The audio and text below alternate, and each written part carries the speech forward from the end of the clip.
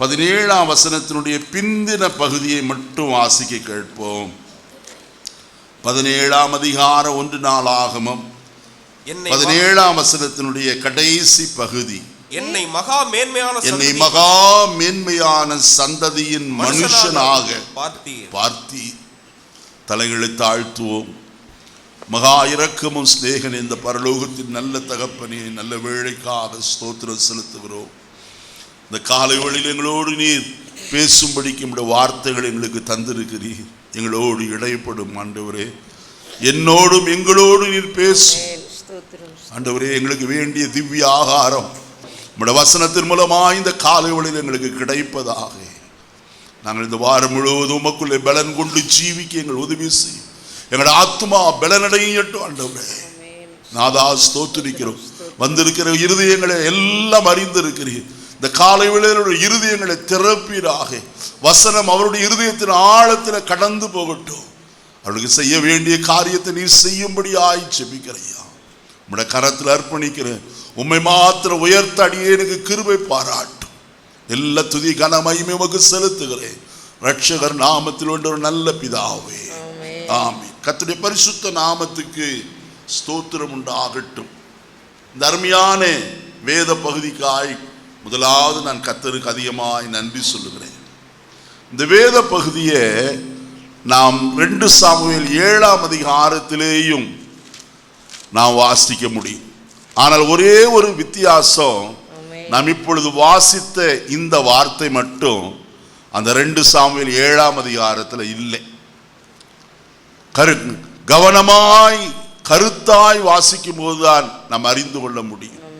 ஆனால் இங்கே சொல்லப்பட்டிருக்கிற இந்த வார்த்தை, என்னை மகா மேன்மையான சந்ததியின் மனுஷனாக என்ன செய்தீர் பார்த்தீர். என்னை சாதாரணமானவனாய் பார்க்கவில்லை. இந்த உலகம் தேவ ஜனங்களை சாதாரணமாய் எடை போடுகிறது, அற்பமானவர்களாய் எடை போடுகிறது, நீசர்களாய் அது தங்களுக்கு தோன்றுகிறபடி அவர்கள் பேசுகிறவர்களாய் காணப்படுகிறார்கள். ஆனால் அண்ட சராசரத்தையும் படைத்த கர்த்தருடைய பார்வையிலே நீங்களும் நானும் எப்படிப்பட்டவர்கள்? மகா மேன்மை உள்ளவர்களாய் காணப்படுகிறோம்.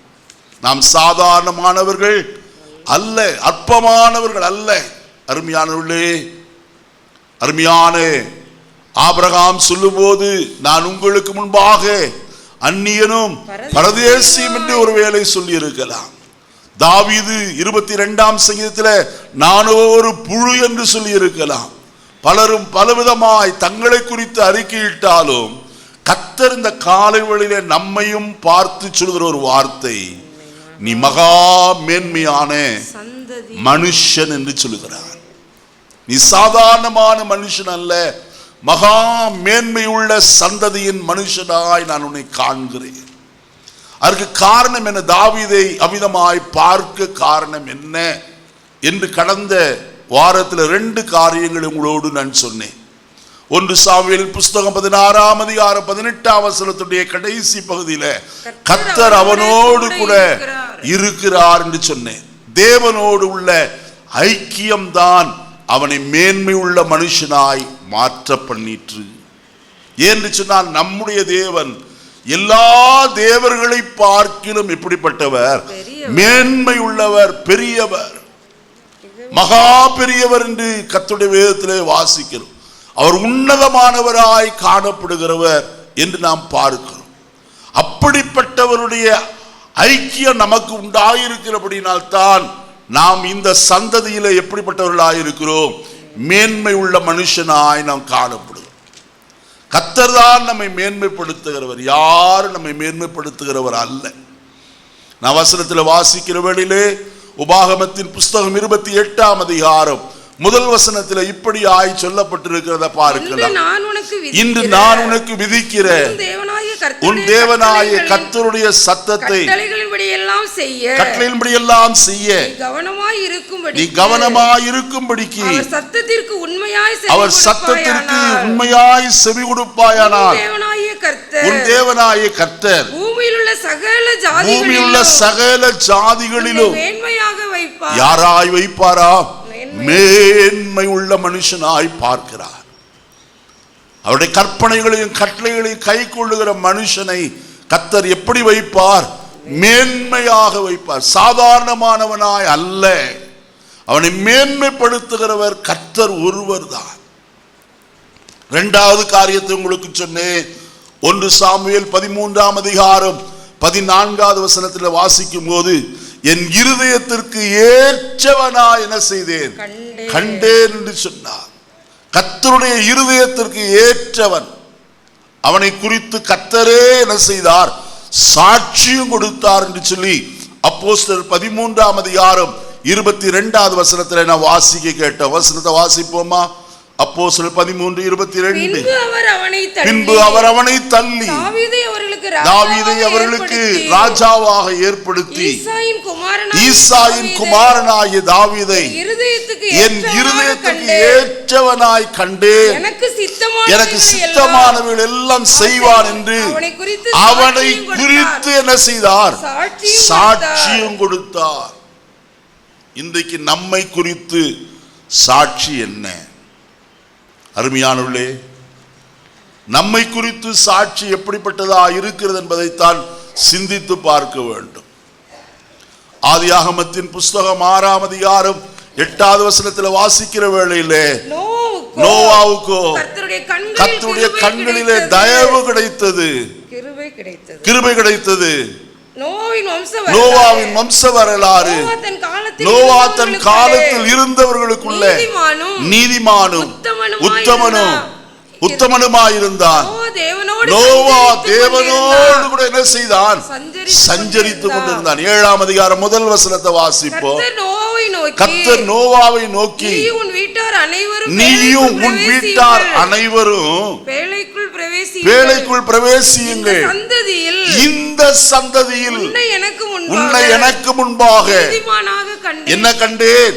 நீதிமானாய் கண்டேன் என்று கர்த்தர் சொல்லுகிறார்.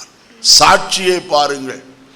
ஆபிரகாமை குறித்து கர்த்தர் சாட்சி சொல்லும் போது அவர் இவ்விதமாய் சாட்சி சொல்லுகிறத நாம் பார்க்கிறோம். 22ஆம் அதிகாரம் 13வது வசனத்தில் வாசிக்கிற வேளையிலே, நீ தேவனுக்கு பயப்படுகிறவன் என்று இப்பொழுது என்ன செய்திருக்கிறேன்? அறிந்திருக்கிறேன் என்று சொன்னார். ஒவ்வொருடைய சாட்சிகளை நாம் பார்த்து கொண்டே போனால், அருமையானவர்களே, சாட்சி பெற்ற தேவ மனுஷருடைய வாழ்க்கை நமக்கு ஒரு மாதிரியாய் காணப்படுகிறது. நாமும் கர்த்தருடைய பார்வையிலே சாட்சி உடையவர்களாய் காணப்பட வேண்டும்.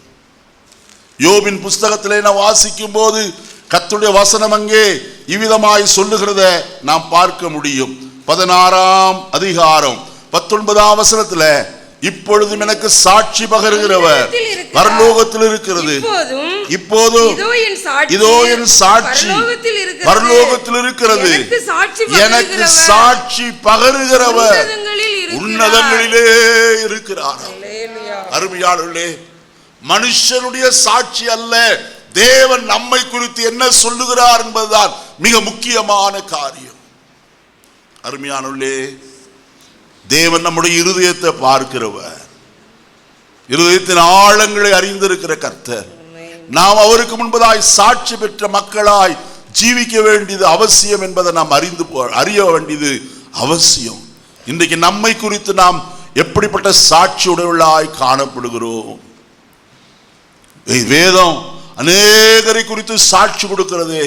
இன்றைக்கு என்னை குறித்து, நங்களை குறித்து, நம்மை குறித்து என்ன சாட்சி நமக்கு உண்டாயிருக்கிறது?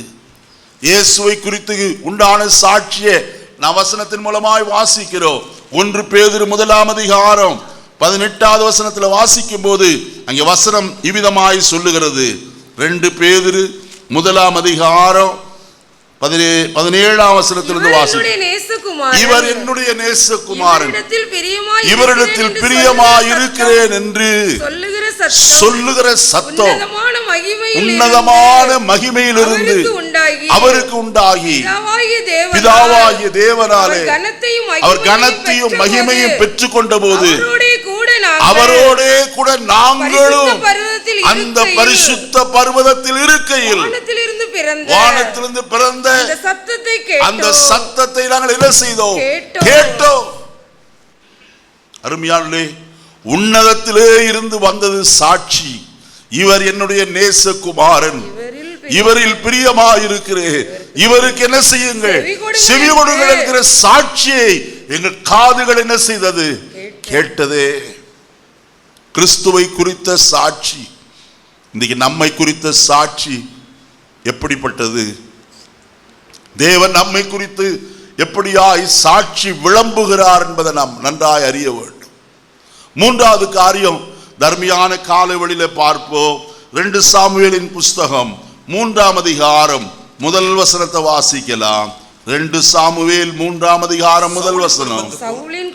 சவுலின் குடும்பத்துக்கோ தாவீதின் குடும்பத்துக்கோ நெடுநாள் யுத்தம் நடந்தது. தாவீது வர வர பலத்தான், சவுலின் குடும்பத்தாரோ வர வர என்ன செய்தார்கள்?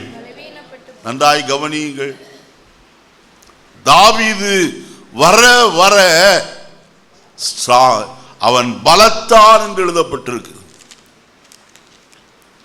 ஆங்கில வேதாகமத்தில் இவ்விதமாய் சொல்லப்பட்டிருக்கிறது, David grew stronger and stronger என்று எழுதப்பட்டிருக்கிறது. அவன் பலத்தவனாய் காணப்படுகிறான். ஆனால் சவுலின் குடும்பமோ என்ன ஆயிற்றாம்? பலவீனப்பட்டு போயிற்று. மலையாளத்தில் இப்படி சொல்லப்பட்டிருக்கிறது, சவுல் சீனிச்சு போயின்னு, அவன் மிகவும் பலவீனப்பட்டு போனான். அப்படி என்றால் ஒன்றுமில்லாமற் போனான். அவனுடைய குடும்பமும் முற்றிலும் நாசகரத்திற்கு ஏதுவாய் கடந்து போய்விட்டது. என்னை கேட்கிற கர்த்தருடைய ஜனமே, தேவன் நம்மை மேன்மையான மனுஷனாய் பார்க்கிறாரே, நம்மை எப்படி வைத்திருக்கிறார்? ஒவ்வொரு நாளும் வளர்ச்சி அடைகிற நிலையிலே கர்த்தர் நம்மை வைத்திருக்கிறார். நாம் இருந்த நிலைமை, நாம் ரட்சிக்கப்பட்ட நாட்களிலே காணப்பட்ட நிலை, நாம் ஆண்டவராய் இயேசு கிறிஸ்துவை ஏற்றுக்கொண்ட நாட்களிலே நமக்குண்டாயிருந்த நிலை இன்றைக்கு இருக்கிறதா? கர்த்தர் எவ்வளவாய் நம்மை படிப்படியாய் உயர்த்தி வந்திருக்கிறார், எவ்வளவு மேன்மைப்படுத்தி வைத்திருக்கிறார். சற்று யோசித்து பாருங்க. அதெல்லாம் நினைக்கும் போது நாம் கர்த்தருக்கு அதிகமாய் நன்றி சொல்ல கடனாளிகளாய் காணப்படுகிறோம். வர வர என்ன செய்தான்? பலத்தான். தாவீதோடு கூட அநேக யுத்த வீரர்கள் என்ன செய்தார்கள்? சேர்ந்து கொண்டு வந்தார்கள் என்று கர்த்தருடைய வசனம் சொல்லுகிறது. அன்மையானவர்களே, பலரும் அவனோடு சேர்ந்தபடியினாலே அவன் மிகவும் பலத்து போனான். இன்றைக்கு நம்முடைய வாழ்க்கையில நாம் பலத்து போகும்படி, பலத்தவர்களா இருக்கும்படிக்கு விரும்புகிறாரே. ஈசாக்கு தேசத்திலே விதை விதைத்தான்.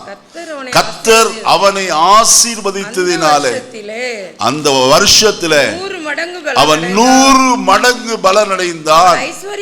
அவன் ஐஸ்வர்யவான் ஆகி வர வர என்ன செய்தான்? விருத்தி அடைந்தான். அருமையானே, வர வர என்ன செய்தான்? விருத்தி அடைந்து மகா பெரியவனானான் என்று எழுதப்பட்டிருக்கு. கர்த்தர் நம்மை விருத்தி அடைய பண்ணுகிறவர். இன்றைக்கு இருக்கிறது போல அல்ல.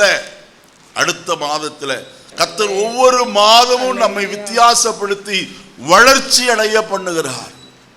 எவ்விதமாய் ஒரு விதை ஒரு தரையிலே ஊன்றப்பட்டு அதற்கு செய்ய வேண்டியதானே காரியங்கள் செய்யப்படுகிற வழியிலே வளர்ச்சி அடைந்து பலனை கொடுக்கிறதோ, அதே போல பலனை கொடுக்கும்படிக்கு கர்த்தர் நமக்கு வைக்கிறார். நம்மை விருத்தி அடைய பண்ணுகிறவர். அதற்கு காரியம் என்ன? வசனத்தில் சொல்லப்பட்டிருக்கிறது, ஈசாக்கு கர்த்தர் சொன்ன தேசத்திலே காணப்பட்டார். நீ எகிப்திற்கு போகாமல் இங்கேயே என்ன செய்? வாசம் பண்ணு, குடியிரு என்று சொன்னார். அதை கீழ்ப்படிந்தான். கர்த்தர் அவனை என்ன செய்தார்? ஆசீர்வதித்தார். இன்றைக்கு கர்த்தருடைய வார்த்தைக்கு கீழ்ப்படியாமற் போகிறது நிமித்தம் தான் நாம் எத்தனையோ காரியங்களிலே பலவீனப்பட்டவராய் போய்விடுகிறோம். 2 சாமுவேல் 5:10 வாசிக்கும் போது தாவீது நாளுக்கு நாள் விருத்தி அடைந்தான். சேனைகளின் தேவனாகிய கர்த்தர் அவனோடு கூட என்ன செய்தாராம்? இருந்தார் என்று வேதம் சொல்லுகிறது. தாவீதோடு கர்த்தர் இருந்தபடியினால் தான் அவன் நாளுக்கு நாள் என்ன செய்ய முடிந்தது? விருத்தி அடைய முடிந்தது. நாம் எதிலெல்லாம் விருத்தி அடைய வேண்டும்? லூக்கா எழுதின சுவிசேஷம் 2ஆம் அதிகாரம் 52வது வசனத்தை வாசிப்போம். லூக்கா 2:52 கடைசி வசனம். இயேசுவானவர் ஞானத்திலும் வளர்த்தியிலும் மனுஷர் தயவிலும் தேவ கிருபையிலும் அதிகமாய் என்ன செய்தார்? இந்த 4 காரியம். முதலாவது எதிலே? ஞானத்திலே. எது ஞானம்? கர்த்தருக்கு பயப்படுதலே ஞானம் என்று வேதம் சொல்லுகிறது. யோபின் புஸ்தகம் 28ஆம் அதிகாரம் 28வது வசனத்தை வாசிக்கும் போது அங்க இவ்விதமாய் நாம் பார்க்க முடியும். யோபு 28:28 இதோ மனுஷனை நோக்கி இதோ ஆண்டவருக்கு பயப்படுவதே. பாத்தீங்களா? இதுதான் ஞானம். கர்த்தருக்கு பயப்படுகிறதான் ஞானம். யாக்கோபு நிருபக்காரன் சொல்லுகிறார் 1ஆம் அதிகாரத்தில், உங்களில் ஒருவன் ஞானத்தில் குறைவுபட்டிருந்தால் ஒருவரையும் கடிந்து கொள்ளாதவருக்கும் யாவருக்கும் சம்பூர்ணமாய் கொடுக்கிறவருமாகிய தேவனிடத்தில் கேட்க கடவன், அப்பொழுது அவனுக்கு என்ன செய்யப்படும்? அவர் கடிந்து கொள்ளுகிறவர் அல்ல, அவர் யாவருக்கும் எப்படி கொடுக்கிறவராம்? சம்பூர்ணமாய் கொடுக்கிறவர். கர்த்தரிடத்திலே ஞானம் உண்டு. அவருக்கு பயப்படுகிற மனுஷர் மேல் கர்த்தர் ஞானத்தை கொடுத்து அவரை நிரப்புகிறார். சாலமோனை பார்க்கிற ஞானத்தில் சிறந்தவன் ஒருவனும் இல்லையே. அருமையானே, இன்றைக்கு நமக்கு வேண்டிய ஞானம் எது? அதே யாக்கோபு சொல்லும் போது சொல்கிறார், பரத்திலிருந்து வருகிற ஞானமோ முதலாவது சுத்தமுள்ளதாயும் பின்பு இணக்கமுள்ளதாயும், முதலாவது சுத்தமுள்ளதாயும் சமாதானமும் சாந்தமும் இணக்கமுள்ளதாயும் இரக்கத்தாலும் நற்கனிகளாலும் நிறைந்ததுமாய் பட்சபாதம் இல்லாததுமாய் இருக்கிறது. எப்படிப்பட்டது? மாயமற்றதாய் காணப்படுகிறது. நாம் ஞானத்திலே வளர வேண்டுமே. அதுவும் பரத்தின் ஞானத்தினால நாம் நிரப்பப்பட வேண்டியது அவசியம். அருமையானே, யோசபாத்தை குறித்து கர்த்தருடைய வேதம் சொல்லுகிறது. 2 நாளாகமத்தின் புஸ்தகம் வாசிப்போமா? 17ஆம் அதிகாரம் 12வது வசனத்தை வாசிக்கலாம். அவன் எனக்கு ஒரு இப்படியே யோசபாத் வர வர மிகவும் பெரியவனானான். வசனம் என்ன சொல்லுகிறது? யோசபாத் வர வர 3 காரியத்தை சொன்னேன். ஒருவன் வர வர என்ன செய்தான்? விருத்தி அடைந்தான். அடுத்தவன் வர வர பலத்தான். மற்றவன் வர வர என்ன செய்தான்? பெரியவனானான். கர்த்தர் அவனை பெரியவனாய் மாற்றினார். 2 ராஜாக்களின் புஸ்தகம் 1 ராஜாக்களின் புஸ்தகம் 1ஆம் அதிகாரம் 1 வசனத்தை வாசிப்போம். 2 நாளாகமம் 1:1. 2 நாளாகமம் 1:1. தாவீதின் குமாரனாகிய சாலமோன் தன் ராஜ்யத்திலே பலப்பட்டான். அவனுடைய தேவனாகிய கர்த்தர் அவனுடனே இருந்து அவனை மிகவும் பெரியவனாக்கினார். நம்மளா பெரியவங்களாக முடியாது. யார்தான் பெரியவன் ஆக்கணும்? கர்த்தர் தான். அவருடைய பிரசன்னம் கூட இருந்தால், அவரோடு கூட ஐக்கியம் உள்ளவர்களாய் காணப்பட்டால், அவர் நம்மை ஒவ்வொரு நாளும் என்ன செய்வார்? பெரியவனாக்குவார். எங்கே? யோபு 1:3 வசனத்தை வாசிப்போமா? யோபின் புஸ்தகம் 1ஆம் அதிகாரம் 3வது வசனம்.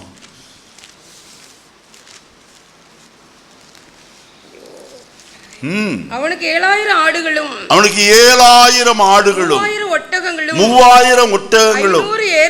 500 ஏர்மாடுகளும் 500 கழுதைகளுமாகிய இருந்ததும் அன்றி திரளான பணிவிடைக்காரரும் இருந்தார்கள்.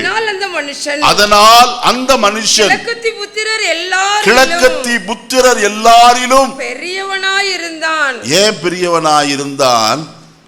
கர்த்தர் கூட இருந்தபடியினாலே மட்டுமல்ல, கர்த்தர் அவனுக்கு ஆஸ்தியையும் என்ன செய்திருந்தார்? கொடுத்திருந்தார். திரளான ஆஸ்தியை கொடுத்தபடியினாலே கிழக்கத்தி புத்திரர் எல்லாரிலும் அவன் எப்படி இருந்தான்? அவன் பெரியவனாய் காணப்பட்டான். தானியேலின் புஸ்தகம் 2ஆம் அதிகாரம் 48வது வசனத்தை வாசிக்கலாம். தானியேல் 2:48.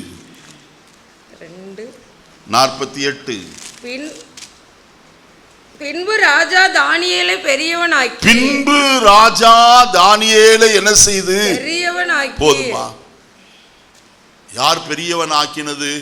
ராஜா, உலகத்தின் ராஜா. என்றால் அவன் அரண்மனையிலே காணப்படுகிறான். அவன் கண்டதான சொப்பனத்தை அர்த்தத்தை சொல்ல ஒருவராலும் கூடாமற் போயிற்று. கல்தேயரோ ஜோசியரோ மற்ற யாரும் அவனுக்கு அர்த்தத்தை சொல்ல முடியாமற் போயிற்று. ஆனால் தானியேல் அவனுக்கு அர்த்தத்தை சொன்னபடியினாலே ராஜா அவன் என்ன செய்தான்? பெரியவனாக்கினான். கர்த்தருடைய பிள்ளையே, இந்த காலை வேளையில ஒன்று சொல்லுகிறேன். நம்மை கர்த்தர் மற்றவர்களை பார்க்கிலும் யாராய் மாற்றுகிறார்? ஞானிகளாய் மாற்றுகிறார். அவர்கள் அறியாத காரியத்தை நாம் அறிந்தவர்களாய் காணப்படுகிறோம். எப்படி? கர்த்தருடைய ஞானத்தினாலே. அருமையான கர்த்தருடைய ஜனமே, இந்த காலையிலே நாம் பெரியவர்களாய் கர்த்தர் மாற்ற விரும்புகிறாரே, அதற்கு ஏற்றவர்களாய் நாம் காணப்பட வேண்டியது அவசியம். அந்த வசனத்தில் நாம் பார்க்கிற ஒரு காரியம் கர்த்தருடைய ஆசீர்வாதம். 4வது காரியத்தை வாசிக்கலாம். 2 சாமுவேலின் புஸ்தகம் 8ஆம் அதிகாரம் 6ஆம் வசனத்தை வாசிக்கலாம். 2 சாமுவேல் தமஸ்குவுக்கு அடுத்த 8:6. தமஸ்குவுக்கு அடுத்த சீரியாவிலே தானியங்களை வைத்தார். சீரியர் தாவீதை சேவித்து அவனுக்கு கப்பம் கட்டினார்கள். தாவீது போன இடத்திலெல்லாம் கர்த்தர் அவனை காப்பாற்றினார். 14வது வசனம். ஏதோமில் தானியங்களை வைத்தான். ஏதோமிலே தானியங்களை வைத்தான். ஏதோம் எங்கும் தானியங்களை அவன் தானியங்களை வைத்ததினாலே ஏதோமியர் எல்லாரும் தாவீதை சேவிக்கிறவர்களானார்கள். தாவீது போன எல்லா இடத்திலும் அவனை காப்பாற்றினார். இந்த வசனத்துல வாசிக்கிறோம், தானியங்களை வைத்தான். தானியம் அல்ல, தானியம், ட்ரூப்ஸ், சேனையை ஆங்காங்கே வைக்கிறவனாய் காணப்பட்டான். அங்க வசனத்துல 2 இடத்துல நாம் வசனத்துல பார்க்கிறோம். அவன் தமஸ்குவுக்கு அடுத்த சீரியாவிலே தானியங்களை வைத்தான். ஏதோமிலே தானியங்களை வைத்தான். அதன் முகாந்திரமாய் நடந்தது என்ன? அங்க வசனத்துல சொல்லப்பட்டிருக்கிறது, அவர்கள் எல்லாரும் தாவீதை சேவிக்கிறவர்கள் ஆனார்கள். அங்கே தாவீது போன எல்லா இடத்திலும் கர்த்தர் அவனை என்ன செய்தாராம்? காப்பாற்றினார். அருமையான பாதுகாப்பு. இன்றைக்கு மகா மேன்மை உள்ள மனுஷராயிருக்கிற நமக்கு உலகத்தின் பாதுகாப்பு அல்ல. யோசித்து பாருங்க, தேசத்தின் அதிபதிகளுக்கு பயங்கரமான பாதுகாப்பு, குண்டு துளைக்காத கார். அவர்களுக்கு முன்பதாய் கடந்து போகிற ஒரு மனுஷன் ஒரு சூட்கேஸை பிடித்து கொண்டு போகிறான். சூட்கேஸில் பணம் வச்சிருக்கிற பெட்டி அல்ல. யாவனாகிலும் துப்பாக்கியிலே சுடுவானால் அந்த சூட்கேஸ் அப்படியே திறந்தால் போதும், ஒரு கேடகம் போல காணப்படும். அருமையான அநேக நாட்களை நானும் அப்படி தான் நினைத்து கொண்டிருந்தேன். ஒரு நாள் ஒருவர் சொன்னபோது தான் நான் விளங்கி கொண்டேன். ஏன் இப்படி சூட்கேஸ் ஒவ்வொருவனும் பிளாக் கேட் பிடித்திருக்கிறான் என்றால் அவனுடைய காரியம் அதுதான். போறவனுக்கு என்ன இல்லை சொல்லுங்க? பயம், பாதுகாப்பு இல்லை. குண்டு துளைக்காத காரு, சுத்திலோ எத்தனையோ பேர் பாதுகாப்புக்காய். பிரதமர் சென்னைக்கு வந்து விட்டா போதும் 15,000 போலீஸ், 20,000 போலீஸ் பாதுகாப்பு. ஏர்போர்ட் முதற்கொண்டு அவர் போகிற இடம் வரைக்கும் பாதுகாப்பு. மேடையெல்லாம் குண்டு முக்குண்டு ஏதா பரிசோதனை எல்லாம் பண்ணிவிட்டு தான் அதில் ஏற்றுகிறார்கள். அருமையானே, ஆனால் கர்த்தருடைய வேதம் சொல்கிறது, தாவீது போன இடத்திலெல்லாம் கர்த்தர் அவனை, எத்தனை பேர் விசுவாசிக்கிறீங்க? கர்த்தரனை காக்கிற தேவன். இஸ்ரவேலை காக்கிறவர் உறங்குவதும் இல்லை, தூங்குகிறதும் இல்லை. கர்த்தர் உன் வலது பக்கத்திலே உனக்கு நிழலாயிருக்கிறார். பகலிலே வெயிலாயிலும் இரவிலே நிலவாயிலும் உன்னை என்ன செய்யாது? சேதப்படுத்துவது இல்லையே. கர்த்தர் எல்லா இடங்களிலேயும், போகிற எல்லா இடங்களிலும் கர்த்தர் அவனை காப்பாற்றுகிறவராய் காணப்பட்டார். இன்னைக்கு நம்மை காக்கிற ஒரு கர்த்தர் உண்டே, அவரை சார்ந்து கொள்வோம். ஆண்டவரே, நீர்தான் என்னுடைய பாதுகாப்பு, நீர்தான் என் அரணாய் இருக்கிறவர். வேதத்தில் வாசிக்கிறோமே, 46ஆம் சங்கீதம் 1 வசனத்தில் வாசிக்கும் போது, கர்த்தர் நமக்கு அடைக்கலமும் ஆபத்து காலத்தில் தேவன் நமக்கு அடைக்கலமும் பெலனும் ஆபத்து காலத்தில் அனுகூலமான துணையுமானவர். அவரே அனுகூலமான துணையாய் நமக்கு காணப்படுகிறவர். 5வது காரியத்தை நாம் பார்ப்போம். வசனத்தை வாசிப்போம். 1 நாளாகமத்தின் புஸ்தகம் 14ஆம் அதிகாரம் 17வது வசனத்தை வாசிக்கலாம். அப்படியே தாவீதின் கீர்த்தி சகல தேசங்களிலும் பிரசித்தமாகி அவனுக்கு பயப்படுகிற பயத்தை கர்த்தர் சகல ஜாதிகளின் மேலும் என்ன செய்தார்? முதலாவது யார் பயந்தா தெரியுமா? வசனத்தை வாசிங்க. 1 சாமுவேலின் புஸ்தகம் 1 சாமுவேல் 18ஆம் அதிகாரம் வாசிப்போமா? 29வது வசனம். 1 சாமுவேல் 18:29. ஆகையால் சவுல் இன்னும் அதிகமாய் தாவீதுக்கு பயந்து. 15வது வசனம். அவன் மகா புத்திமானாய் நடக்கிறதை சவுல் என்ன செய்து கண்டு அவனுக்கு பயந்திருந்தான். பயந்தான்? தாவீது மகா புத்திமானாய் நடக்கிறதை கண்டு. 2 தடவையும் அங்க வேதம் சொல்லுங்க, அதே ஒரே அதிகாரத்தில் சவுல் தாவீதுக்கு பயந்து. அவனுக்கு யுத்தம் செய்ய தெரியாது, யுத்தத்தில் ஈட்டியை பிடிக்க தெரியாது, அவர்கள் வஸ்திரம் போட்டு அது நடக்க தெரியாது. ஆனாலும் ஒரு வாலிபனாகிய, ஆடுகளை மேய்க்கிற வாலிபனாகிய தாவீதுக்கு சவுல் ராஜா என்ன செய்தான்? பயப்படுகிறவனாய் காணப்பட்டான். என்னை கேட்கிற கர்த்தருடைய ஜனமே, நம்மை பார்க்கிலும் உயர்ந்தவர்கள் இருக்கலாம், நம்மை பார்க்கிலும் பலசாலிகள் இருக்கலாம், நம்மை பார்க்கிலும் மேன்மை உள்ளவர்கள் இருக்கலாம், பணபலம் இருக்கலாம், சரீரத்தில் பலன் இருக்கலாம், பராக்கிரமசாலிகளாய் காணப்படலாம்.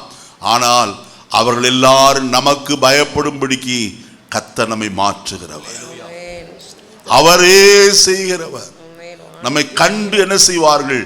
அஞ்சுவார்கள். வேலை ஸ்தலத்தில் நாம் காணப்படுகிற நிலையை கண்டு அவர்கள் பயப்படுவார்கள். லஞ்சம் வாங்காதபடிக்கு காணப்படுவோமானால், நாம் மற்றவர்களுக்கு முன்பதாக யோக்கியமாய் நடப்போமானால், சாட்சியுள்ள ஒரு ஜீவிதம் செய்வோமானால், நிச்சயம் நம்மை கண்டு என்ன செய்வார்கள்? பயப்படுவர்களாய் காணப்படுவார். நம்முடைய ஜீவிதம் அதற்கு ஏற்ற விதத்தில் காணப்பட வேண்டியது அவசியம். சரி, இந்த 5 காரியங்களை பார்த்தோம். இந்த மேன்மையுள்ள மனுஷனுடைய தகுதிகள் இவைகள். ஆனால் கர்த்தர் எதை கண்டு இவனை அழைத்தார் அல்லது இவ்வளவு மேன்மைகளையும் கொடுத்தார்? தேவனோடு இருக்கிற ஐக்கியம், 2வது சாட்சியின் வாழ்க்கை, 3வது வர ஆசீர்வதிக்கப்பட்ட நிலைமை, 4வது கர்த்தருடைய பாதுகாப்பு, 5வது எல்லா ஜனங்களும் ராட்சியங்களும் அவனுக்கு பயந்து நடுங்கி கொண்டிருந்தது. இதற்கு காரணம் என்ன? தேவன் மேன்மையான மனுஷனாய் பார்த்தேன் என்று சொன்ன இவனை இவ்விதமான ஆசீர்வாதம் கொடுத்தாரே, இவனுடைய நிலைமை எப்படிப்பட்டதா இருந்தது? 5 காரியங்கள் உங்களோடு சுருக்கமாக நான் பகிர்ந்து கொள்ள விரும்புகிறேன். வசனத்தை வாசிக்கலாம். 1 சாமுவேலின் புஸ்தகம் 13ஆம் அதிகாரம் 14வது வசனத்தை வாசிக்கலாம். ஏற்கனவே வாசித்தோம். இப்போதோ உம்முடைய ராஜ்யபாரம் நிலை நிற்காது. உம்முடைய ராஜ்யபாரம் நிலை நிற்காது. கர்த்தர் தம்முடைய இருதயத்திற்கு ஏற்ற ஒரு மனுஷனை தமக்கு தேடி அவனை கர்த்தர் தம்முடைய ஜனங்கள் மேல் தலைவனாயிருக்க கட்டளையிட்டாரே. கர்த்தர் உமக்கு விதித்த கட்டளையை நீர் கைக்கொள்ளவில்லை என்று சொல்லி சொன்னார். கர்த்தர் மேன்மையான மனுஷனாக தாவீதை பார்த்தாரே. கர்த்தர் அவனை என்ன செய்தார் என்று சொல்லி கர்த்தருடைய வசனத்தில் பார்க்கிறோம். முதல் காரியம், தம்முடைய இருதயத்திற்கு ஏற்ற மனுஷனை கர்த்தர் தமக்காக என்ன செய்கிறாராம்? தேடுகிறார். என்னை கேட்கிற கர்த்தருடைய ஜனமே, தேவன் யாரை தேடுகிறார் என்றால் அவருடைய இருதயத்திற்கு ஏற்றவர்களை தேடுகிறவராய் காணப்படுகிறார். நம்மையும் தேடி கண்டுபிடித்திருக்கிறார் என்று சொன்னால் அவருக்கு காரணம் உண்டு. 1 தீமோத்தேயு 1:12 வாசிக்கும் போது, என்னை பலப்படுத்துகிற நம்முடைய கர்த்தராய் இயேசு கிறிஸ்து என்னை உண்மை உள்ளவன் என்று எண்ணி இந்த ஊழியத்திற்கு என்ன செய்தார்? கர்த்தர் நம்மிடத்தில் அவர் கண்ட காரியம் என்ன தெரியுமா? காண்கிற காரியம் என்ன தெரியுமா? உண்மை. உள்ளத்திலே உண்மை இருக்க விரும்பினீர் என்று தாவீது சொல்கிறார். நம்மிடத்தில் ஏதோ ஒரு உண்மை இருக்கிறது என்று கர்த்தர் கண்டுதான் நம்மை தேடி அழைந்தார். காணாமற் போன ஆடுகளைப் போல காணப்பட்டோம். மேய்ப்பன் 99 ஆடுகளையும் வனாந்திரத்தில் விட்டுவிட்டு அந்த ஒரு ஆட்டை தேடி கடந்து போய் அதை கண்டுபிடித்து தன் தோல் மேல் போட்டு சுமந்து தன் வீட்டுக்கு வந்தது போல கர்த்தருடைய ஜனமே, அக்கிரமத்திலும் பாவத்திலும் ஜீவித்துக் கொண்டிருந்த நம்மை இயேசு தேடி வந்தார். எந்த மனுஷனும் நம்மை தேடவில்லை. நம்ம எல்லாரும் புறக்கணித்தார்கள். பொல்லாதவர்கள், அசுத்தமானவர்கள், அவர்கள் எல்லாரும் முற்றிலும் நிர்மூலமாகட்டும் என்று சொல்லி தள்ளிவிட்ட சூழ்நிலையில் கர்த்தர் நம்மை தேடி வந்தாரே. யோவான் எழுதின சுவிசேஷம் 15:19 வாசிக்கிற வேளையிலே அங்கே கர்த்தருடைய வசனம் இப்படியாய் சொல்லப்பட்டிருக்கிறது. நீங்கள் உலகத்தாராய் இருந்தால் 17 வாசிங்க. நீங்கள் ஒருவரில் ஒருவர் நீங்கள் என்னை தெரிந்து கொள்ளவில்லை. நீங்கள் என்னை தெரிந்து கொள்ளவில்லை. நான் உங்களை தெரிந்து கொண்டேன். நான் உங்களை என்ன செய்தேன்? பாத்தீங்களா? யார் தெரிந்து கொள்ளவில்லை? நாம் அவரை தெரிந்து கொள்ளாத சந்தர்ப்பத்தில் அவர் நம்மை என்ன செய்தாராம்? தெரிந்து கொண்டார் என்று எழுதப்பட்டிருக்கிறது. யோவான் எழுதின சுவிசேஷம் 12:18 வாசிப்போம். யோவான் 12:18. அப்படிப்பட்ட அற்புதம் 13:18 மன்னிக்கணுமா? 13:18. உங்கள் எல்லாரையும் குறித்து நான் பேசவில்லை, நான் தெரிந்து கொண்டவர்களை அறிவேன். யாரை தெரிந்து கொண்ட? அவரே தெரிந்து கொண்டார். எப்ப தெரிந்து கொண்டார்? நமக்கு நன்றாய் தெரியும். எபேசியர் 1:4 உலக தோற்றத்துக்கு முன்னையே கர்த்தர் நம்மை கிறிஸ்து இயேசுவுக்குள் என்ன செய்திருக்கிறார்? தெரிந்து கொண்டாரே. அழைக்கப்பட்டவர்கள் அநேகர், தெரிந்து கொள்ளப்பட்டவர்களோ சிலர் என்று எழுதப்பட்டிருக்கிறது. நாம் அழைக்கப்பட்ட கூட்டத்தில் அல்ல. நாம் எந்த கூட்டத்தில் இருக்கிறோம்? தெரிந்து கொள்ளப்பட்டவர்களுடைய கூட்டத்தில் காணப்படுகிற. அப்படினால் கர்த்தரை ஸ்தோத்திரிக்க வேண்டாமா? கர்த்தர் நம்மை தெரிந்து கொண்டபடினாலே நமக்காக அவர் செய்கிற காரியம் என்ன தெரியுமா? வசனத்தில் வாசிக்கும் போது வசனம் இவ்விதமாய் சொல்கிறது. 17 யோவான் எழுதின சுவிசேஷம் 17 வாசிப்போமா? 6 நீர் உலகத்தில் தெரிந்தெடுத்து எனக்கு தந்த மனுஷருக்கு உம்முடைய நாமத்தை வெளிப்படுத்தினேன். அவர்கள் உம்முடையவர்களாய் இருந்தார்கள். அவர்களை எனக்கு தந்தீர். போதுமா? 12 நான் அவர்களுடனே உலகத்தில் இருக்கையில் அவர்களை உம்முடைய நாமத்தினாலே காத்து கொண்டு வந்தேன். நீர் எனக்கு தந்தவர்களை காத்து கொண்டு வந்தேன். போதுமா இருங்க. அடுத்தது வசனத்தில் நான் வாசிக்கும் போது வசனம் சொல்லுகிறது,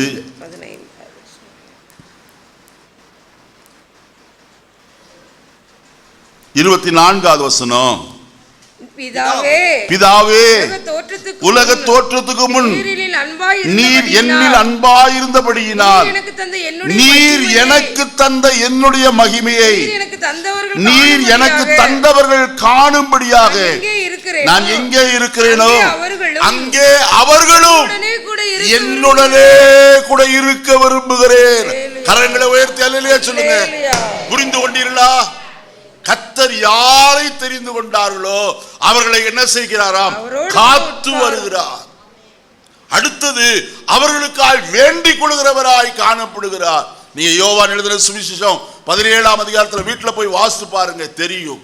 அடுத்தது எங்க வசனத்துல சொல்லும் போது சொல்கிறார், கடைசியா இப்பொழுது வசனத்துல வாசித்தோம், பிதாவே மறுபடியும் உலக தோற்றத்துக்கு முன் நீர் எனக்கு அன்பாயிருந்தபடியினால் நீர் எனக்கு தந்த என்னுடைய மகிமையை நீர் எனக்கு தந்தவர்கள் காணும்படியாக நான் எங்கே இருக்கிறேனோ அங்கே அவர்களும் என்னோடனே இருக்க என்ன செய்கிறேன். பாத்தீங்களா இயேசுநாதருடைய விருப்பம் என்ன? அவருடைய மகிமையை நாம் எல்லாரும் என்ன செய்ய வேண்டும்? பார்க்க வேண்டும் என்று விரும்புகிறார். அதற்காக அவர் என்ன செய்கிறார்? வேண்டுதல் செய்கிறார். அவர்களும் என்னுடனே கூட இருக்கும்படிக்கு நான் விரும்புகிறேன். எவ்வளவு பெரிய ஆழமான காரியம் தெரியுமா? சாதாரண காரியம் அல்ல. நம்முடைய இருதயம் பொங்க வேண்டும். ஏதோ அனாதைகளாய் விட்டுவிட அல்ல, ஏதோ இந்த உலகத்தில் கொண்டு போய் எங்கேயோ ஒரு இடத்துல சேர்க்க அல்ல. கர்த்தர் பரலோக ராஜ்யத்தில் நம்மை கொண்டு போய் அவருக்கு உண்டாயிருக்கிற மகிமை வசனத்தில் வாசிக்கிறோமே, பிலிப்பியர்ல அவர் தேவனுக்கு சமமாய் இருப்பதை கொள்ளையாடின பொருளாய் எண்ணாமல் தம்மை தாமே வறுமையாக்கி அடிமையின் ரூபம் எடுத்து மனுஷர் சாயலானார். அவர் மனுஷரூபமாய் காணப்பட்டு மரண பரியந்தம் சிலுவையின் மரண பரியந்தமும் கீழ்ப்படிந்தவராகி தம்மை தாமே தாழ்த்தினார். அவர் தேவனுக்கு சமமாயிருப்பதை அந்த மகிமையை பார்க்கும்படியாகத்தான் உங்களையும் என்னையும் இந்த காலைவெளியிலே கர்த்தர் தெரிந்து கொண்டு நமக்காய் வேண்டுதல் செய்கிறவராய் காணப்படுகிறார். சாதாரண காரியம் இல்லையா? இந்த கிறிஸ்தவ மார்க்கத்துக்குள்ள வந்தது, இந்த ரட்சிப்பின் மார்க்கத்துக்குள்ள வந்தது, இந்த பெந்தேகோஸ்தே அனுபவத்துக்குள்ள வந்ததின் நோக்கம் என்ன? அவருடைய மகிமையை அவரோடு கூட இருந்து பார்க்க வேண்டும். அதைத்தான் அப்போஸ்தலனாகிய யோவான் சொல்லும்போது சொல்கிறார், இப்பொழுது தேவனுடைய பிள்ளைகளாய் இருக்கிறோம், இனி எவ்விதமாய் இருப்போம் என்று இன்னும் வெளிப்படவில்லை. ஆகிலும் அவர் வெளிப்படும் போது அவர் இருக்கிற வண்ணமாகவே நாம் அவரை என்ன செய்ய போகிறோம்? தரிசிப்பதினாலே அவருக்கு ஒப்பாயிருப்போம் என்று அருமையான வசனம். அவருக்கு ஒப்பாயிருப்போம். எங்கே? அவருடைய ராஜ்யத்தில். எத்தனை பேர் அந்த நம்பிக்கையோடு கூட இந்த காலை வேளையில தேவ சன்னிதானத்தில் காணப்படுகிறோம்.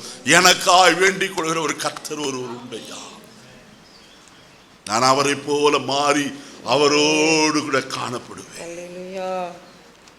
2 கொரிந்தியர் 3ஆம் அதிகாரம் 17-18 வசனங்களை வாசிக்கிற வழியில கர்த்தரே ஆவியானவர், கர்த்தருடைய ஆவி எங்கே உண்டோ அங்கே விடுதலையும் உண்டு. நாம் எல்லாரும் திறந்த முகமாய் கர்த்தருடைய மகிமையை கண்ணாடியிலே காண்கிறது போல கண்டு ஆவியாயிருக்கிற அந்த சாயலாகத்தானே மகிமையின் மேல் மகிமை அடைந்து ஹல்லேலூயா நாம் எல்லாரும் ஒரு நாளில் என்ன செய்வோம்? மறுரூபமாக்கப்படுவோம். ஆண்டவரே, கர்த்தருடைய வசனத்துல பவுல் சொல்லும்போது அழிவுள்ளதா இது அழியாமையும் சாவுக்கு ஏதுவான இது சாவாமையும் தரித்து கொள்ளும் போது மரணம் ஜெயமாய் விழுங்கப்பட்டது என்று சொல்லப்படும். மரணமே உன் கூர் எங்கே? பாதாளமே உன் ஜெயம் எங்கே? மரணத்தின் கூர் பாவம், பாவத்தின் பலன் நியாயப்பிரமாணம். அருமையானே, கர்த்தர் சகலவற்றின் மேலும் ஜெயம் கொடுத்து அவருடைய ராஜ்யத்தில் நம்மை கொண்டு போய் சேர்க்க அல்லவா அவர் விருப்பமாய் காணப்படுகிறார். அவரை போல மாற்ற நம்மை இந்த நாட்களில் தேடி எடுத்தார். வசனத்தில் வாசிக்கும் போது அவர் கரவலாடுகளின் பின்னே திரிந்து கொண்டிருந்த தாவீதை கண்டுபிடித்தாரா. வசனம் சொல்கிறது, சங்கீதம் 89:20 வாசிக்கும் போது, என் தாசனாகிய தாவீதை கண்டுபிடித்தேன், அவனை அபிஷேக தைலத்தினால் என்ன செய்தேன், பரிசுத்த தைலத்தினால் அவனை அபிஷேகம் பண்ணினேன், என் கை அவனோடு கூட உறுதியாயிருக்கும். முதலாவது அவன் தேடி கண்டுபிடிக்கப்பட்டவன், கர்த்தரால் என்ன செய்யப்பட்டவன், அபிஷேகம் பண்ணப்பட்டவன். கர்த்தருடைய கை அவரோடு கூட உறுதியாய் காணப்படும். இரண்டாவது காரியம் வசனத்தில் வாசிக்கும் போது 2 சாமுவேலின் புஸ்தகம் 6ஆம் அதிகாரம் 1-2 வசனங்களை வாசிப்போம். பின்பு தாவீது இஸ்ரவேலர் எல்லாருக்குள்ளும் தெரிந்து கொள்ளப்பட்ட 30,000 பேரை கூட்டி கேருபீன்களின் நடுவே வாசமாயிருக்கிற சேனைகளுடைய கர்த்தரின் நாமம் தொழுது கொள்ளப்படுகிற தேவனுடைய பெட்டியை பாலையூதாவிலிருந்து கொண்டு வரும்படி அவனும் அவனோடு இருந்த ஸ்தலத்தாரும் எழுந்து போனார்கள். யுத்தம் பண்ணுகிறதற்காக 30,000 பேரை கூட்டலையா. எதற்கு போனா 30,000 பேரை கூட்டிக் கொண்டு பாலையூதாவில் இருக்கிற தேவனுடைய பெட்டியை தன்னுடைய ஸ்தானத்திற்கு எருசலேமுக்கு கொண்டு வரும்படிக்கு. இந்த பெட்டிக்கு அவ்வளவு விசேஷமா? சங்கீதக்காரன் 132ஆம் சங்கீதத்தில் சொல்லும் போது, தேவனே உமது வல்லமை விளங்கும் பெட்டியுடனே உமது தாவர ஸ்தலத்தில் என்ன செய்தருளும், எழுந்தருளும் ஆண்டவரே. அருமையானவர்களே, யாத்ராகமத்தின் புஸ்தகம் 25ஆம் அதிகாரம் 20வது வசனத்தில் வாசிக்கும் போது, அந்த கிருபாசனத்தின் பெட்டியின் நடுவில் இருந்து, பெட்டியின் மேல் நிற்கிற 2 கேருபீன்களின் நடுவில் இருந்து கர்த்தர் இஸ்ரவேல் புத்திரருக்கான ஆலோசனையை மோசேயிடம் சொல்லுகிறவராய் காணப்பட்டார். அங்கே நான் உன்னை சந்திப்பேன், கிருபாசனத்தின் மீதிலும் சாட்சி பெட்டி மேல் நிற்கும் 2 கேருபீன்களின் நடுவில் இருந்து நான் இஸ்ரவேல் புத்திரருக்காக கற்பிக்க போகிறவைகளை எல்லாம் சொல்லுவேன். பாத்தீங்களா? தேவனுடைய பெட்டி எதற்கு? தேவனுடைய சத்தத்தை கேட்பதற்கு. கர்த்தர் தேவனுடைய பெட்டி கிறிஸ்துவாய் காணப்படுகிறார். அவர் அண்டைக்கு கடந்து போனால் அவருடைய சத்தத்தை நாம் என்ன செய்ய முடியும்? கேட்க முடியும். இயேசு சொன்னாரே, என் ஆடுகளின் சத்தத்தை கேட்கும். என் ஆடுகளின் சத்தத்தை அறிந்திருக்கிறபடியினால் அவர் அந்நியனுக்கு பின் செல்லாது, அவள் எனக்கு பின் செல்லும் என்று சொன்னார். கர்த்தருடைய சத்தத்தை கேட்கிறோமா? அருமையானவர்களே, தேவ சத்தத்தை கேட்க வேண்டும். முதலாவது தாவீது தேவ சத்தத்தை கேட்க விரும்பினார். 2வது வசனத்தில் நான் வாசிக்கிற வழியிலே, தாவீது அந்த பெட்டியை குறித்து அறிந்திருந்த காரியம் என்ன தெரியுமா? அந்த பெட்டியை சுமந்து கொண்டு வருகிற வேளையில செங்கடல் மன்னிக்கணும், யோர்தான் என்ன செய்தது? 2ஆய் பிரிந்து போயிற்று. ஒரே குவியலாய் குவிந்து நின்றது. எப்போது? ஆசாரியனுடைய உள்ளங்கால் பட்ட மாத்திரத்திலே மேலே இருந்து ஓடி வருகிற தண்ணீர் ஒரே குவியலாய் குவிந்து போயிற்று. எல்லாரும் உலர்ந்த தரை வழியாய் அக்கறைக்கு போனார்கள். இந்த பெட்டியை சுமக்கிற ஆசாரியர்கள் எரிகோவின் கோட்டையை சுற்றி சுற்றி நடந்தார்கள். வசனத்தில் சொல்லப்பட்டிருக்கிறது, 7வது நாளிலே 7ஆம் விசை அவர்கள் அதை தூக்கி சுமந்து கொண்டு வந்து ஆர்ப்பரித்த போது எரிகோவின் கோட்டைகள் என்ன செய்தது? தாழ விழுந்தது.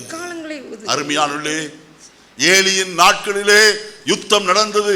பெலிஸ்தர் அவர்களுக்கு விரோதமாய் வந்து பெட்டி என்ன செய்தார்கள்? இடித்துக்கொண்டு போனார்கள். ஒப்னியும் பினகாசும் அவர்கள் பெட்டி எடுத்துக்கொண்டு யுத்த ஸ்தலத்திற்கு போனார்கள். அங்கே பெலிஸ்தர் அதை பிடித்து கொண்டு போய் தங்கள் தேவனாகிய தாகோனுடைய கோயிலில் வைத்தார்கள். காலையில போய் பார்த்தபோது தாகோன் முகங்குப்புற விழுந்து கிடந்தான். எடுத்து மறுபடியும் ஸ்தானத்தில் நிறுத்தி வைத்தாள். அடுத்த நாள் போய் பார்த்தபோது தாகோன் முற்றிலுமா என்ன செய்திருந்தான்? நொறுங்கி போயிருந்தான். கர்த்தருடைய வசனத்தில் என்ன வாசிக்கும் போது அறிந்து கொள்ள முடியும். வசனம் இவ்விதமாய் சொல்லுகிறது, அருமையானவர்களே, அவர்கள் அந்த பெட்டியை பெத்சிமேசின் மனுஷர்கள் திறந்து பார்த்தபோது தேவன் அவர்களை கொள்ளை நோயினாலும் மூலவியாதினாலும் அவர்களை வாதிக்க பண்ணினார். அது வல்லமை விளங்கும் பெட்டி ஐயா. அந்த பெட்டியை தான் அவன் பாலயுதாவிலிருந்து கொண்டு வரும்படிக்கு விரும்பினார். வசனம் சொல்கிறது 1 நாளாகமம் 15ஆம் அதிகாரம் 13வது வசனத்திலிருந்து வாசிப்போமா? 1 நாளாகமம் 15:13 வாசிப்போம். முதலில் நீங்கள் அதை சுமக்காதபடியினாலும் நாம் நம்முடைய தேவனாகிய கர்த்தரை நியாயமானபடி தேடாமற் போனபடியினாலும் அவர் நமக்குள்ளே அடிவிழ பண்ணினார். அப்படியே ஆசாரியரும் லேவியரும் இஸ்ரவேலின் தேவனாகிய கர்த்தரின் பெட்டியை கொண்டு வர தங்களை சுத்தம் பண்ணி கொண்டார்கள். பின்பு லேவி புத்திரர் கர்த்தருடைய வார்த்தையின்படியே மோசே கற்பித்த பிரகாரம் தேவனுடைய பெட்டியை அது தண்டுகளினாலே தங்கள் தோள் மேல் செய்தார்கள். சுமக்க வேண்டியது பெட்டியை சுமக்காதபடிக்கு அது ஒரு காளை வண்டியில வைத்தபடினாலே கர்த்தர் அவர்களை அடிவிழ பண்ணினார். முதலிலே சவுல் அதை தேடவே இல்லை. தாவீது தேடி பெலிஸ்தர் எவ்விதமாய் மாட்டு வண்டியிலே அந்த பெட்டி அனுப்பினார்கள், அதே போல மாட்டு வண்டியை செய்து அதன் மேல் ஏற்றினார். வசனம் சொல்லுகிறது, ஊசாவும் அகியோவும் பெட்டியை வண்டி என்ன செய்தார்கள்? நடத்தி கொண்டு வந்தார்கள். அது கீகோனின் களத்திலே வந்தபோது மாடுகள் மிரண்டதினாலே பெட்டி என்ன செய்தது? அசைந்தது. ஊசா அது பெட்டியை தொடும்படிக்கு கையை நீட்டினான். கர்த்தர் அவனை அடித்ததினாலே அந்த இடத்தில் அவன் என்ன செய்தான்? மரித்து போனான். கர்த்தருடைய பெட்டி சாதாரணமானது அல்லையா. இன்றைக்கு நாம் ஆராதிக்கிற கர்த்தர் சாதாரணமானவர் அல்ல. கர்த்தருடைய வசனத்தில் வாசிக்கும் போது அவருடைய பிள்ளைகளுக்கு கர்த்தர் எப்படிப்பட்டவர் ஆயிருக்கிறார் தெரியுமா? யாத்ராகமத்தின் புஸ்தகம் 25ஆம் அதிகாரம் 22வது வசனத்தை வாசிப்போம். யாத்ராகமம் 25:22. அங்கே நான் உன்னை சந்திப்பேன். மன்னிக்கணுமா, இருங்க, அதல்ல.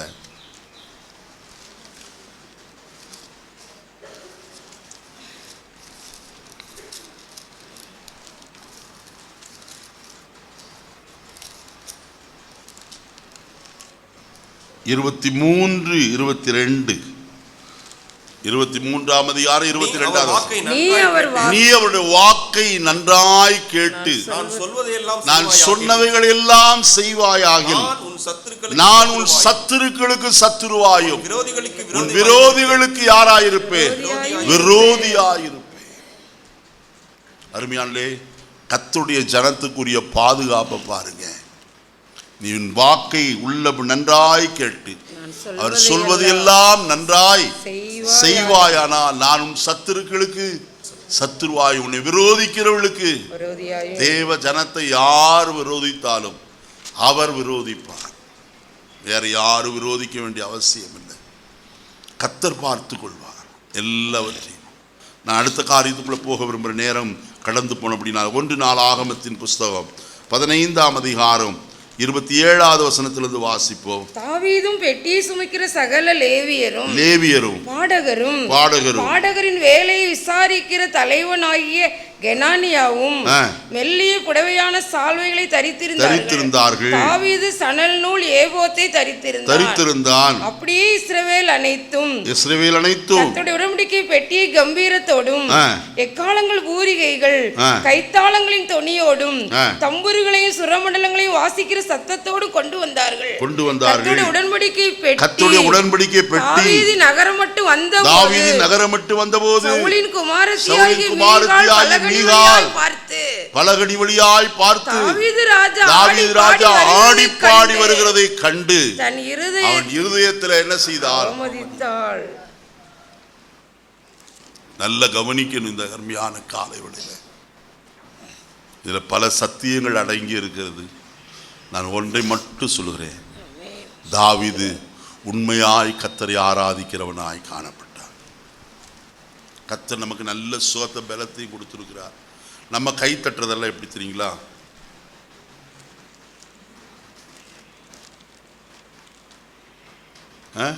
யாரையாவது கூப்பிட சொல்லுங்க பார்க்கலாம். கை நல்லா தட்டுவாங்க. கர்த்தருடைய சமூகத்தில் நம்ம கர்த்தருக்காய் கை தட்டுகிறோம். அதை நல்ல கவனிங்க.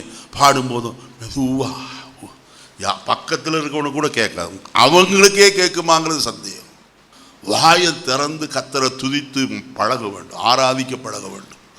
வசனம் சொல்லுகிறது, அவன் ராஜா, ஆனால் அவன் என்ன செய்தான்? தன்னுடைய ஜனங்கள் எல்லாருக்கும் முன்பதாய் சணநூல் ஏபோத்தை தரித்து கொண்டு முழு பலத்தோடு கர்த்தரை ஆராதிக்கிறவனாய். எப்படிப்பட்ட பலம்? முழு பலம். அருமையானே, நம்ம முழு பலத்தையும் கர்த்தருக்காய் நாம் செலவிட வேண்டும். உன் தேவனாய கர்த்தரை முழு பலத்தோடு, முழு ஆத்மாவோடு, முழு சிந்தையோடும் என்ன செய்வாயாக? ஆராதனை செய்வாயாக, அன்பு கூறுவாயாக என்றெல்லாம் எழுதப்பட்டிருக்கு. நேரம் இல்லாதபடி நான் கடந்து போகிறேன். நாம் கர்த்தரை எப்படி ஆராதிக்கிறோம்? அவரை ஆராதிக்கிறவர்கள் உண்மையோடும் ஆவியோடும் என்ன செய்ய வேண்டும்? ஆராதிக்க வேண்டும். யோவான் 4:24 வாசிக்கிறோம், தேவன் ஆவியாயிருக்கிறார், அவரை தொழுது கொள்கிறவர்கள் ஆவியோடும் உண்மையோடு தொழுது கொள்ள வேண்டுமே. ஐயா, உங்களுக்கு ஜீவன் சுகம் பலம் கொடுத்திருக்கிறாரே, அதுக்கு யோசித்து பாருங்க. வால்பாறையில் எத்தனையோ வீடு அடிச்சுட்டு போயிடுச்சான். மூணாறில் எல்லாம் தரமட்டமாயிடுச்சு. எத்தனையோ வீடுகள் போய்விட்டது. எத்தனை ஆட்கள் மரித்தார் என்று கணக்கில்லை. மேலை நாடுகளில், பல நாடுகளில், மழையே பார்த்திராத நாடுகளில் பெருவெள்ளம் பெருகி எல்லாவற்றையும் நாசம் பண்ணி கொண்டு இருக்கிறது. இது எல்லாம் டிவியில் பார்க்குறீங்களே, செய்தித்தாளில் வாசிக்கிறீங்களே. கர்த்தருக்கு நன்றி சொல்றீங்களா? ஆண்டவரே, எங்களை காத்து கொண்டு வருகிறீரே. அநேகர் சொல்லுவாங்க, கோயம்புத்தூருக்கு ஒன்றும் வராது, மெட்ராஸுக்கு புயல் வரும், அதற்கு அங்கே வரும், இதுக்கு இங்கே வரும், நீலகிரிக்கு வந்து மழை பெஞ்சு எல்லாம் சரிஞ்சு போகும். கோயம்புத்தூர் காரெல்லாம் எங்களுக்கு ஒன்றும் வராது. கொரோனா வந்துச்சு, என்னாச்சு? அருமையானே, இன்னைக்கு எங்க பார்த்தாலும் மழை பெஞ்சிட்டு இருக்கு. கோயம்புத்தூருக்கு வராதுன்னு சொல்ல மழையும் வந்துட்டு இருக்கு, பெருக்கெடுத்து ஓடுகிறதே. யோசித்து பாருங்க. கர்த்தருக்கு நன்றி உள்ளவர்களாய் காணப்படும். அவரை ஆராதிக்க பார்ப்போம். அடுத்த காரியம், வசனத்தை வாசிப்போம். 1 சாமுவேல் 24ஆம் அதிகாரம் 4 முதல் கொண்டு 7 வசனங்கள் வரைக்கும் வாசிப்போம். அப்பொழுது தாவீதின் மனுஷர் அவனுக்கு, இதோ நான் உன் சத்துருவின் கையில், உன் சத்துருவை உன் கையில் ஒப்பு கொடுப்பேன். பார்வைக்கு நலமானபடி அவனுக்கு செய்வாயாக என்று, பார்வைக்கு நலமானபடி அவனுக்கு செய்வாயாக கர்த்தர் என்று கர்த்தர் உன்னோடே சொன்ன நாள் இதுதானே என்றார்கள். தாவீது எழுந்திருந்து போய் சவுலின் சால்வையின் தொங்கலை மெல்ல அறுத்து கொண்டான். தாவீது சவுலின் சால்வையின் தொங்கலை அறுத்து கொண்டது நிமித்தம் மனது அடித்துக் கொண்டிருந்தது. மனது என்ன செய்தது? அடித்துக் கொண்டிருந்தது. யோசித்து பாருங்க. 26ஆம் அதிகாரத்தில் மற்றொரு சம்பவம் வாசிக்க முடியும். சவுல் தூங்கி கொண்டிருக்கிறார். பக்கத்தில் படைத்தலைவனாய் யோவாப் காணப்படுகிறார்.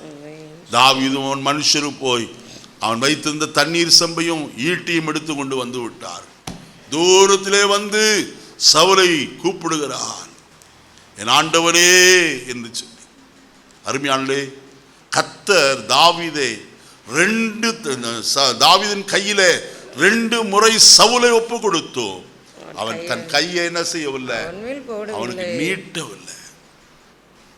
அருமையானே, காரணம் என்ன தெரியுமா? அவன் தேவனால் அபிஷேகம் பண்ணப்பட்டவன்.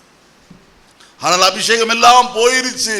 ஆனாலும் அவனுடைய கர்த்தருடைய அபிஷேகம் பண்ணின கர்த்தருக்கு பயப்படுகிறவனாய் காணப்பட்டான்.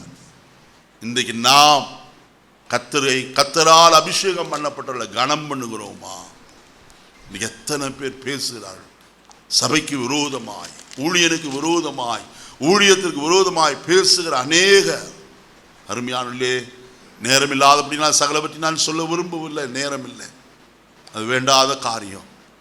ஆனால் ஒன்று நான் சொல்ல விரும்புகிறேன். தேவனால் அபிஷேகம் பண்ணப்பட்ட கர்த்தருடைய பிள்ளைகள் யாரானாலும், அவன் விசுவாசியானாலும் ஊழியனானாலும் கனம் பண்ண பாருங்கள். என்னை கனம் பண்ணுறல நான் என்ன செய்வேன்? கனம்.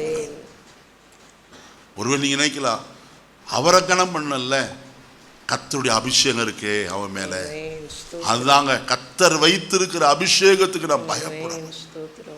அப்படி செய்வோமானால் அது ஆசீர்வாதமான காரியம். கடைசியாய் ஒன்றை சொல்லி நான் நிறைவு செய்கிறேன். 1 நாளாகமத்தின் புஸ்தகம் 28ஆம் அதிகாரம். நிறைய வாசிக்கணும், ஆனால் அத்தனையும் வாசிக்க வேண்டாம். ஒரே ஒரு காரியம் மட்டும் வாசித்து நாம் நிறைவு செய்யலாம். 1 நாளாகமம் 28ஆம் அதிகாரம் வாசிப்போமா கர்த்தருடைய வசனத்தை? நான் என் தேவனுடைய ஆலயத்தின் மேல் வைத்திருக்கிற வாஞ்சையினால். இன்னும் அது 29:3 வாசிங்க.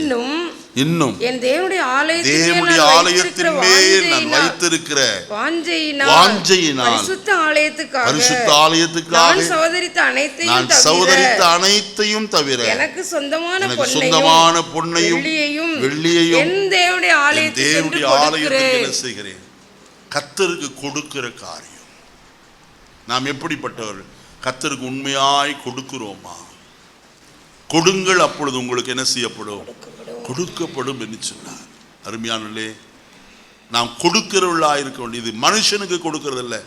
நான் கொடுக்கறதுனால பாஸ்டர் இதை காரணம் பெரிய காரை வாங்கிட்டு ஓட்டுவார், இதை பாட்டுன்னு வேற ஏதாயிலும் செய்வார் அல்ல.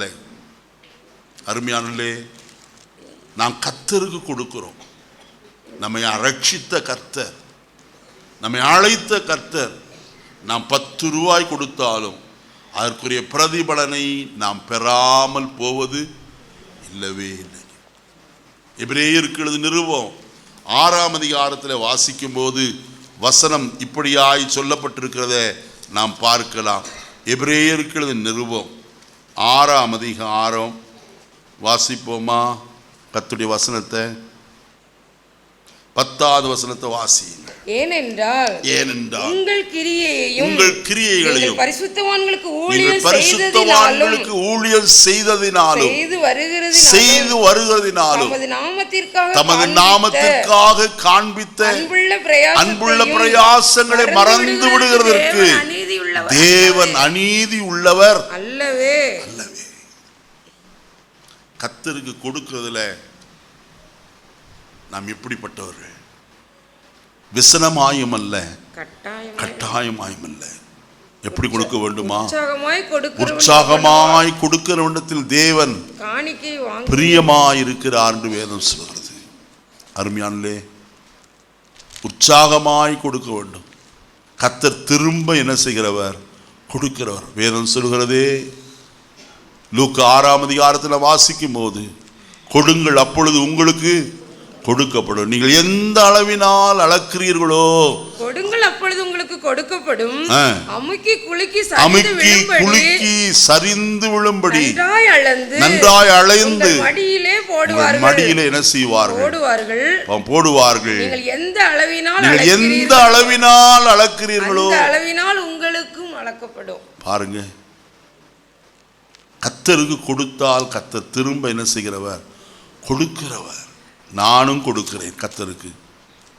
எனக்கு கிடைக்கிற எந்த ஒரு காணிக்கையானாலும் தசமபாகமானாலும் கர்த்தருக்கு முதலாவது அதை பிரித்து வைத்து அதை கர்த்தருடைய ஊழியத்திற்காக கொடுக்கிறேன். அடுத்தது கர்த்தருடைய சபைக்கு செலவு. ஆலயத்திற்கு எத்தனையோ தேவைகள் இருக்கிறது. திடீரென்று ஃபேன் ஓடாமல் நின்று கிறுக்குத்தனம் பண்ணிடுது, அதை கழட்டி போட்டு புது ஃபேன் வாங்கணும், லைட்டு வாங்கணும், எத்தனை காரியங்கள். எல்லாவற்றுக்காக செலவுப்படுவோம். நாங்கள் செலவழிக்கிற காரியம் கொஞ்சம் தான். ஆனால் கர்த்தருடைய ஊழியத்திற்காயும் ஆலயத்திற்காக நாங்கள் அதிகமாய் செலவிடுகிறோம். அருமையான கர்த்தருடைய ஜனமே, கர்த்தருக்கு கொடுங்கள். கர்த்தருக்கு கொடுக்கிற ஒருவனும் தரித்திரனாவதில்லை. கர்த்தருக்கு கொடுக்கிற ஒருவனும் கடனாளியாயிருப்பதும் இல்லை. கர்த்தருக்கு கொடுக்கிற எல்லாரையும் கர்த்தர் என்ன செய்கிறவர்? மேன்மைப்படுத்துகிறார். ஆபிரகாம் நியாயப்பிரமாணம் இல்லாத காலத்திலேயே அவன் கர்த்தருக்கு தசமபாகம் கொடுக்கிறவனாய் காணப்பட்டான். அவன் தசமபாகத்தை ஆசாரியனாயிருந்த மெல்கிசேதேக்கு கொடுத்தபடியினாலே மெல்கிசேதேக்கு அவனுக்கு அப்பமும் திராட்சரசமும் கொடுத்தான் என்று வேதம் சொல்லுது. அநேகர் இங்கே கர்த்தருடைய பந்தி எடுக்கிறார்கள், பல இடங்களுக்கு காணிக்கை அனுப்புகிறார்கள். அருமையானவர்களே, அது நல்லது அல்ல. எங்கே நாம் கர்த்தருடைய பந்தியிலே பங்கு பெறுகிறோமோ அங்கே நம்முடைய தசமமாகவும் காணிக்கை செலுத்த வேண்டியது அவசியம். அப்படி கர்த்தருக்கு கொடுக்கிறவள கர்த்தர் ஒரு நாளும் என்ன செய்ய மாட்டார், வெட்கப்படுத்தவே மாட்டார். ஆகிய இந்த காலை வழியில மேன்மையுள்ள மனுஷனாய் கர்த்தர் மாற்றுவதற்கு இதெல்லாம் காரணம். எது? அவனுடைய இருதயத்துக்கு ஏற்ற மனுஷனை கர்த்தர் தேடினார். இரண்டாவது காரியம், தேவனுடைய பெட்டியை அவன் திரும்ப தாவீதின் நகரத்திற்கு கொண்டு வர விருப்பமுடையவனாய் கொண்டு வந்து சேர்த்தான். மூன்றாவது காரியம், அவன் கர்த்தருக்கு ஆராதனை செய்கிறவனாய் இருந்தான். நாலாவது காரியம், தேவனால் அபிஷேகம் பண்ணப்பட்டவர்களை தொடாதபடிக்கு தன் கையை விலக்கி கொண்டான். ஐந்தாவது காரியம், தேவனுடைய ஆலயத்தை கட்ட தேவையான சகலவற்றையும் அவன் என்ன செய்தான், கர்த்தருக்கு கொடுக்கிறவனாய் காணப்பட்டான். ஆயினத்தான் கர்த்தருடைய வசனத்தில் வாசிக்கிறோம், இந்த சந்ததியில் என்னை மகா மேன்மையான சந்ததியின் மனுஷனாக பார்த்தேன். கர்த்தருடைய பார்வை எத்தனையோ வருஷங்களுக்கு பின்னே நடக்க போகிற காரியத்தை கர்த்தருடைய கண்கள் கண்டு அவனை சொல்லுகிறார். இப்பொழுது அவன் சொல்லுகிறான், என்னை மகா மேன்மையான மனுஷனாக பார்க்கிறேன். அதுக்கு அடுத்த வசனத்தில் ஒரு வார்த்தை ஒன்று உண்டு, வாசிப்போமா? 1 நாளாகமம் 17ஆம் அதிகாரம் 18வது வசனம். 1 நாளாகமம் 17:18. உமது அடியானுக்கு உண்டாகும் கனத்தை பற்றி தாவீது அப்புறம் சொல்வது என்ன? தேவரீர் உமது அடியானை. பார்த்தீங்களா, கர்த்தர் எல்லாரையும் அறிந்திருக்கிறார். உங்களை தெரியும் அவருக்கு. நீங்கள் தெரியும், அவரால் தெரிந்து கொள்ளப்படாதவர்கள் அல்ல, தெரிய அறியாதவர்கள் அல்ல, நன்றாய் அறிந்திருக்கிறவர். அவரை பிடித்துக் கொள்வோம், கர்த்தரால் உயர்த்தப்படுவோம்.